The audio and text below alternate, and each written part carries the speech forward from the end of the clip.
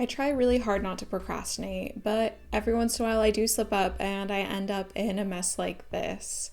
I am 1 week away from my sister's wedding, and the to do list is incredibly long. From packing to get ready to even go, the wedding is all the way up in Oregon, which is quite a distance from where I'm at currently, to the crafts that I committed myself to complete by then. I am a mess. So I decided this week it's time to just really get into the groove, start really knocking things out, and I decided I would take you along with me. So first things first, I am making some of her wedding jewelry here. I am making a necklace and a set of earrings, and this is going to be her something blue, something new, and something old. It's made from an old bracelet from my grandma, as well as brand new sapphires and iodolite stones as well. I really hope she likes it. It's a bit of a surprise, so we'll see how it goes. But right now, I just need to focus on getting these finished and ready to pack up.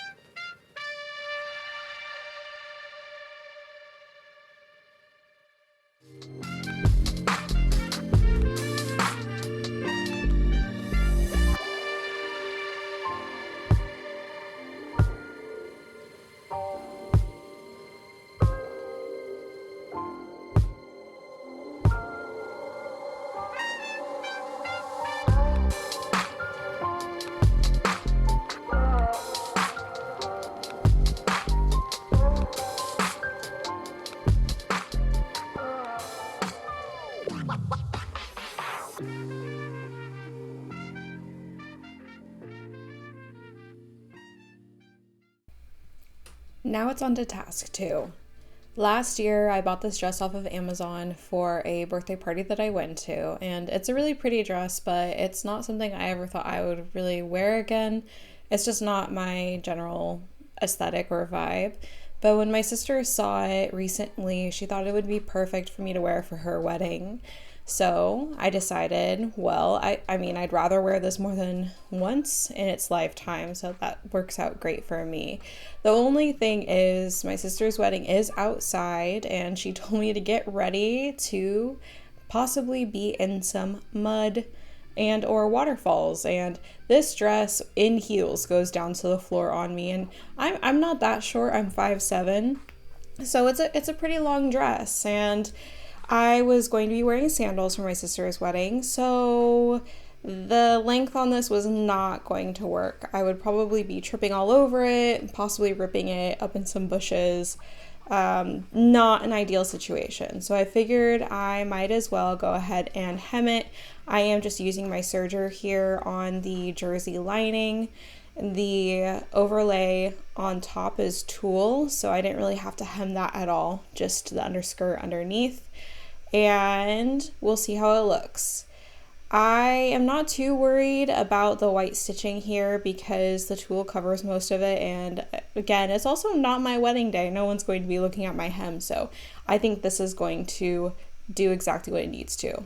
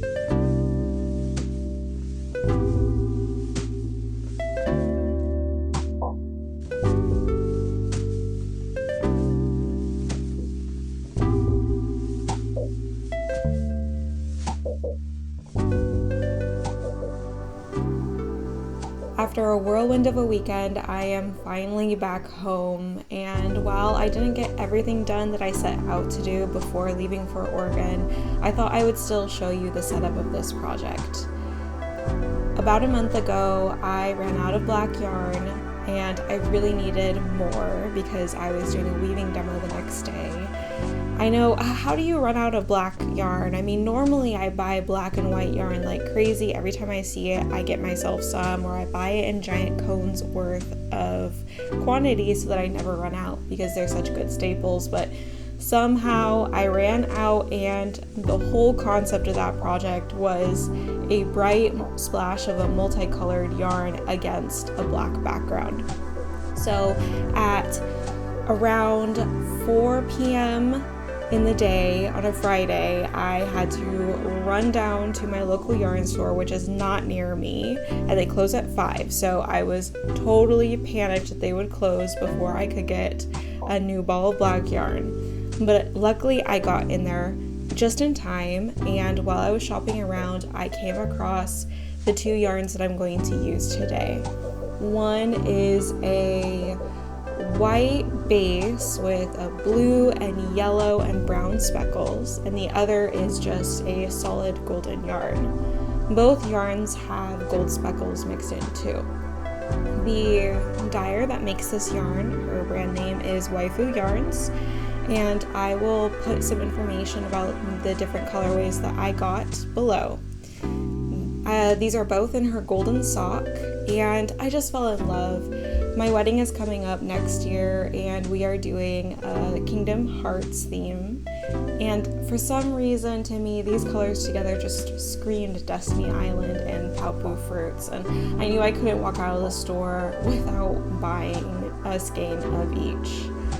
And once I did and I brought it home, I thought it would be so perfect to make something for myself for my wedding. Maybe a shawl that I wear on the day before, or maybe just a wrap for the nighttime. I'm getting married in the winter, so having something warm and snuggly and in the perfect colorway seems like such the perfect treat.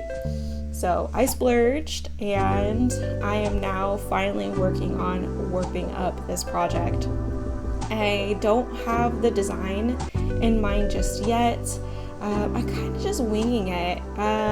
There will be more videos to come on this where I talk a little bit more about my whole process, but as of right now, while I am putting it on my rigid heddle, I really can't tell you how this is going to turn out because I don't know yet. So stay tuned for that, and we'll figure it out as we go. Alright, I think that's enough chit chat for me. Right now I need to get to work on getting this warp on. So I'm going to go ahead and get everything in my reed, and I will meet up with you once everything is put on.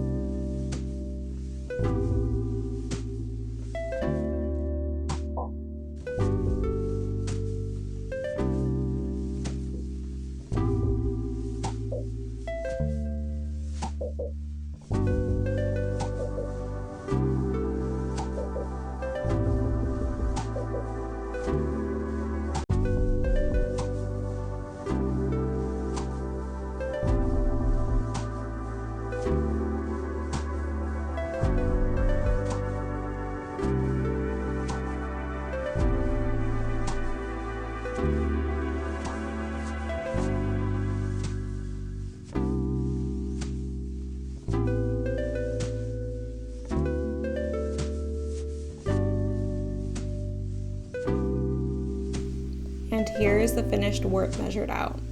I'm not going to include the slaying or the wind on of this warp in this video, that will be in the next one, but I wanted to still show you what it all looks like measured out.